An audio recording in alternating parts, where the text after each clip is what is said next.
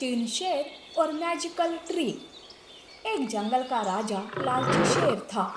वो नागमणि की तलाश में ये भी भूल जाता है कि उसकी बीवी शेरनी गर्भवती है। शेरनी बार बार शेर को समझाती रहती थी। एक बार शेर वापस नागमणि की तलाश में जाते रहता है कि तभी शेरनी कहती है, ये क्या, आप जब देखो तब नागमणि की लालच में इधर से उधर घूमते रहते हो। नागमणि को छोड़कर कभी मेरा भी ध्यान रखा करो। मुझे ऐसी हालत में आपकी ज़रूरत रहती है। अरे, ये सब मैं तो हमारे आने वाले बच्चे के लिए ही कर रहा हूँ। एक बार वो नागमणि मेरे हाथ लग जाए तो हम धरती के सबसे ताकतवर जानवर बन जाएंगे। शेर नागिन की तलाश में था, जिसके पास वो जादुई नागमणि था। नागिन हर पूनम की रात अपना नागमणि बाहर निकाल कर रखती थी और ये बात शेर को अच्छे से पता थी। इसीलिए वो पूनम की रात नागिन को ढूंढते रहता था।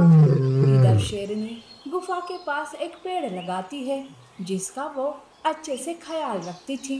पेड़ को समय समय पर पानी भी दिया करती थी। ऐसे ही कुछ दिन बीत जाते हैं। एक दिन शेरनी दो जुड़वा बच्चों को जन्म देती है।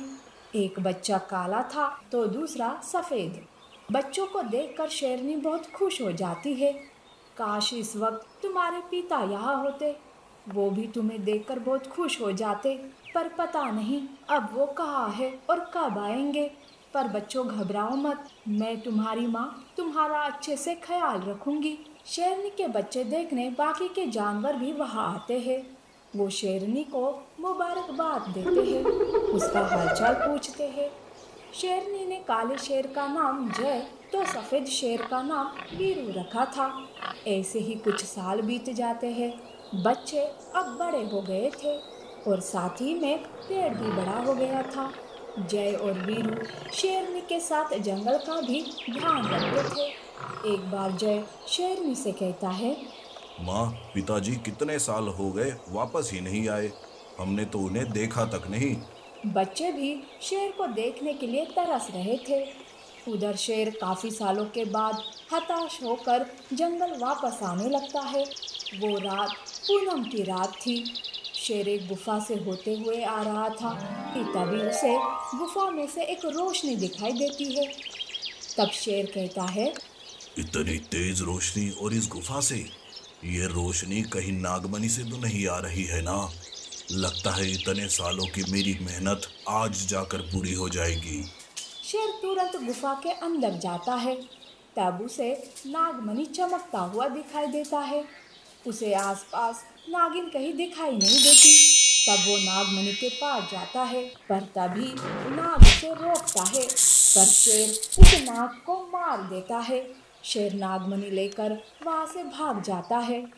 थोड़ी देर के बाद नागिन गुफा में आती है, पर नागमणि को गायब पाकर और नाग को मरा हुआ देखकर वो रोने लगती है। आखिर किसकी इतनी हिम्मत कि उसने मेरे नाग को मार दिया और मेरा नागमणि चुरा कर ले गया। अब तो मैं उस पापी को छोड़ूंगी नहीं। नागिन अपनी जादुई शक्ति से नाग के शरीर को छूती है। तब जाके उसे शेर का चेहरा दिखाई देता है। नागिन सब जान जाती है और वो जंगल में शेर से बदला लेने जाती है। पर शेर तो जंगल पहुंचा ही नहीं था। शेर दूर जंगल में एक गुफा में छुपा हुआ था। कुछ दिन मैं यही इसी जंगल में रहता हूँ ताकि नागिन मुझ तक ना पहुँचे। बाद में मैं जंगल जाकर शेरनी को नागमणि दिखाकर चकित कर दूंगा। शेर कुछ दिनों के लिए उसी गुफा में छुप कर रहता है। इधर नागिन शेर के बच्चों को और शेरनी को देख लेती है। आखिर वो शेर मुझसे कब तक छुप कर रहेगा। मैं उसके परिवार को जीने नहीं दूंगी। तड़पा तड़पा कर मारूंगी। तब तो वो शेर मेरे सामने जरूर आएगा। दूसरे दिन जय और वीरू शिकार ढूंढने जाते हैं। वो जिस किसी जानवर का शिकार करते, वो जानवर गायब हो जाता था। बार बार कोशिश करने के बाद भी उन्हें कोई शिकार नहीं मिल रहा था। वो घर वापस आकर शेरनी को सब बता देते हैं। तब शेरनी कहती है, तुम ये क्या बहकी बहकी बातें कर रहे हो, ऐसा कभी नहीं होता। तुम यहीं रुको, मैं अभी जाती हूँ शिकार पर।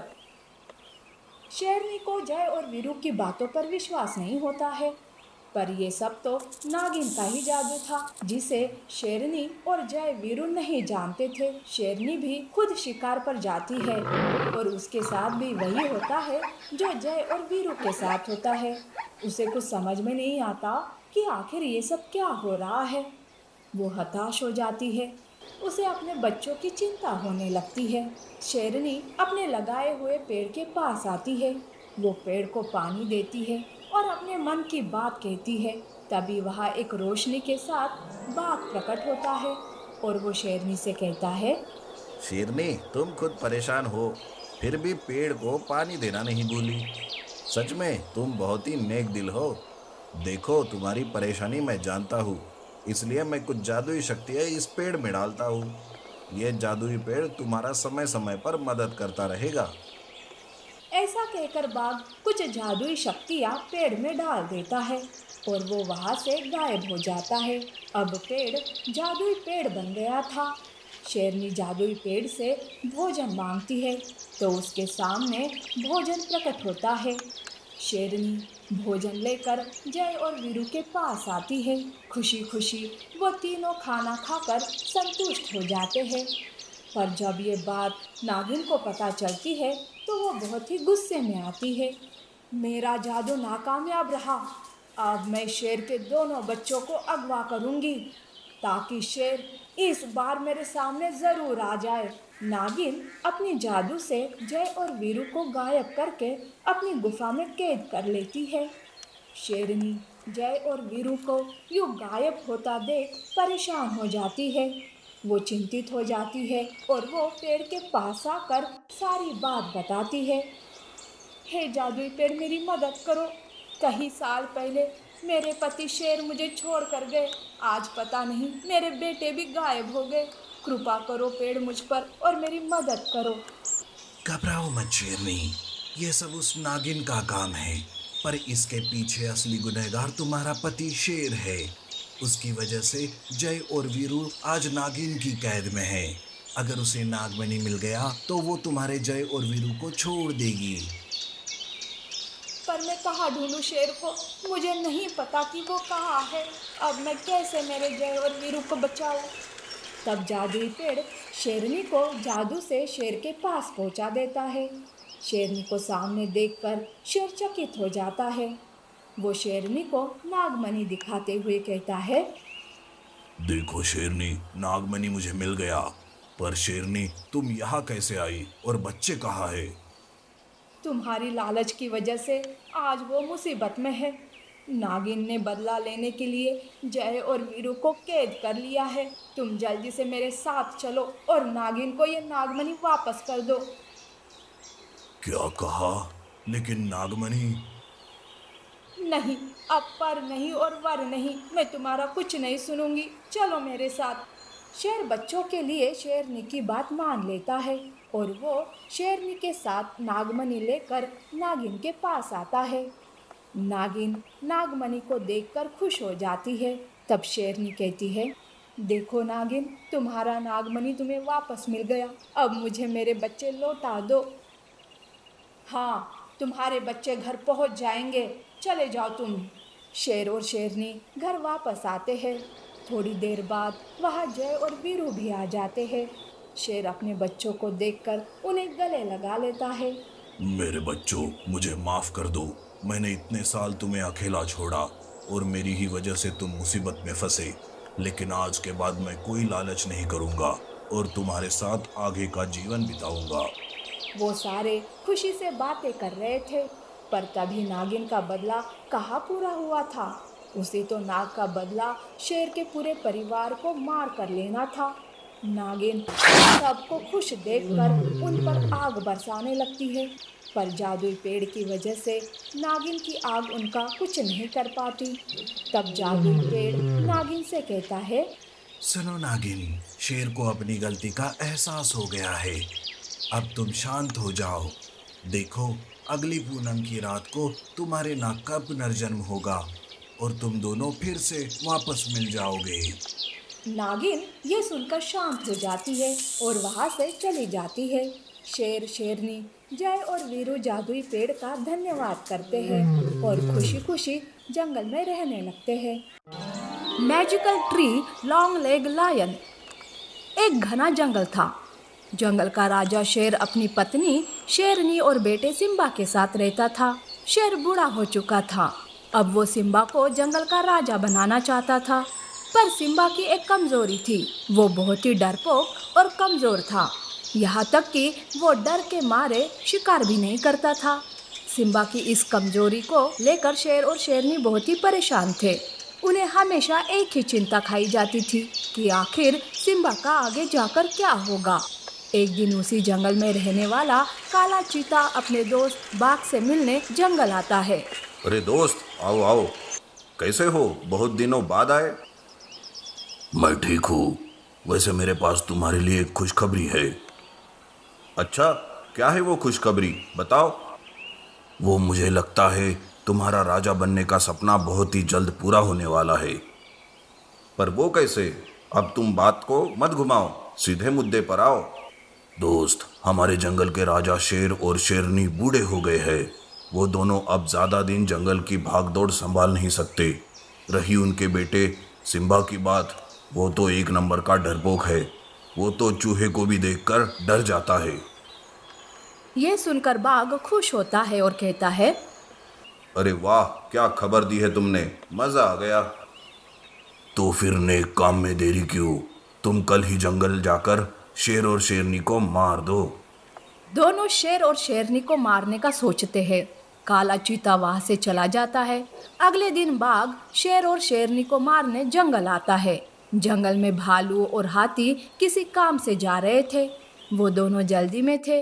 वो बाघ को देखते हैं। हाथी बाघ को रोकते हुए कहती है, अरे बाघ, तुम तो इस जंगल के नहीं हो। कौन हो तुम और कहाँ से आए हो? किससे मिलना है तुम्हें? ये सुनकर बाघ गुस्से से, मैं किसी से भी मिलने आऊं, तुम्हें इससे मतलब? तुम अपने काम से काम रखो, समझी? ये कहकर बाघ वहां से चला जाता है। तब भालू कहता है, अरे कितना घमंडी है ये।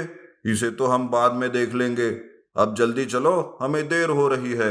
यूं हाथी और भालू वहां से चले जाते हैं। बाघ शेर को ढूंढते हुए जाता है। बाघ को शेर तालाब के पास पानी पीते हुए नजर आता है। बाघ चुपके से शेर के पीछे से जाकर उस पर हमला करता है। शेर बूढ़ा हो चुका था। वो अचानक हुए हमले से हक्का बक्का हो जाता है। वो बाघ पर पलटवार नहीं कर पाता और वो मर जाता है। ये सब वही पेड़ पर बैठा बंदर देख लेता है। वो भागता हुआ शेरनी के पास जाकर उसे सारी बात बताता है। बंदर की बात पूरी भी नहीं हुई कि बाघ वहां आ जाता है। शेरनी अपने पति की मौत सुनकर टूट जाती है। वो गुस्से से बाघ से कहती है, अरे ओ बाघ, तेरी हिम्मत कैसे हुई महाराज को मारने की? मैं तुझे अब जिंदा नहीं छोड़ूंगी। शेरनी बाघ पर हमला करने ही वाली थी कि काला चीता वहां आता है और शेरनी को कैद कर लेता है। मुझे छोड़ दो। अरे ओ काले चीते, जिस थाली में खाया उसी में छेद कर दिया। मैं तुम दोनों को नहीं छोड़ूंगी। अरे बाप रे, शेरनी, मैं तो डर गया। यूं बाघ और काला चीता हंसने लगते हैं कि तभी वहां सिम्बा आता है। सिम्बा अपनी माँ को यूं पिंजरे में देखकर चौंक जाता है। माँ, क्या हुआ माँ? किसने तुम्हें पिंजरे में बंद किया, बताओ। सिम्बा, तुम उस खूनी बाघ और काले चीते को मार दो। उन दोनों ने मिलकर तुम्हारे पिता की जान ली है और मेरा ये हाल किया है। तो क्या अब ये चूहा हमें मारेगा? अरे चल सिम्बा, मार हमें। हम भी तो देखे कि तुझ में कितनी हिम्मत है। यूं वो गुस्से से सिम्बा के पास जाता है। ये देख सिम्बा डर जाता है और कहता है, देखिए, हमें छोड़ दीजिए। मैं अपनी माँ को लेकर ये जंगल छोड़कर चला जाऊंगा। अरे देखो शेरनी का बेटा, कैसे चूहे की तरह गिड़गिड़ा रहा है। अरे वो शेरनी, आज से जंगल का राजा मेरा दोस्त बाघ है और सिम्बा उसका गुलाम। तुम हर दिन अपने बेटे को देखकर खून के आंसू रोती रहना। ये बात सारे जंगल में फैल जाती है। जंगल के सारे जानवर परेशान हो जाते हैं। दूसरी ओर बाघ और काला चीता शेरनी और सिम्बा पर बहुत ही बेरहमी से पेश आ रहे थे। वो ना तो उन्हें खाना दे रहे थे और ना ही पानी। शेरनी की हालत बहुत ही खराब हो गई थी। शेरनी सिम्बा की इस हालत को देख नहीं पा रही थी। वो सिम्बा से कहती है, बेटा सिम्बा, तुम यहाँ से अब चले जाओ। ये जालिम लोग तुम्हें जिंदा नहीं छोड़ेंगे। नहीं माँ, मैं तुम्हें छोड़कर कहीं नहीं जाऊंगा। देखो बेटा, तुम्हें मेरा वास्ता, तुम यहाँ से चले जाओ। ये मेरा कुछ नहीं बिगाड़ सकते। सिम्बा वहां से भाग जाता है। काफी दूर जाने के बाद सिम्बा एक पेड़ के नीचे बैठकर फूट फूट कर रोने लगता है। वो अपने आप को कोसने लगता है। अरे मैं कैसा बुजदिल बेटा हूँ। मैं ना तो अपनी माँ की रक्षा कर पाया और ना ही मेरे पिता की कातिलों को सजा दे पाया। ऐसे जीने से अच्छा है कि मुझे मौत ही मिल जाए। यूं सिम्बा रो रहा था कि तभी वो जिस पेड़ के नीचे खड़ा था उस पेड़ में से आवाज आती है, सिम्बा, रो मत। हर किसी में कोई ना कोई कमजोरी जरूर होती है। इसका मतलब ये नहीं है कि हम हार मान ले। आवाज सुनकर सिम्बा चौंक जाता है। कौन है? दिखाई क्यों नहीं दे रहा? सिम्बा, मैं एक जादुई पेड़ हूँ। मैं तुम्हारी मदद करूंगी। तुम जाकर अपनी माँ और जंगल की रक्षा करना। ये कहकर वो जादुई पेड़ सिम्बा को कुछ जादुई शक्तियां देती है। उसके पैरों को लंबा कर देती है। सिम्बा अपने आप में आए इस बदलाव को देखकर खुश हो जाता है। वो जादुई पेड़ का धन्यवाद करता है और अपनी माँ के पास वापस जाता है।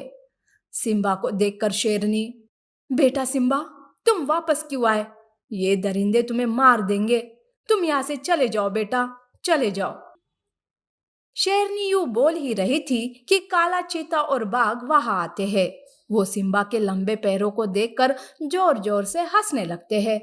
अरे ओ बुजदिल, तेरे पैरों को क्या हुआ? तुम मेरे पैरों की छोड़ो और अपनी खैर मनाओ। तुमने मेरे पिता को मारकर अच्छा नहीं किया। अरे बाप रे, ये क्या? ये चूहा शेर कब से बन गया?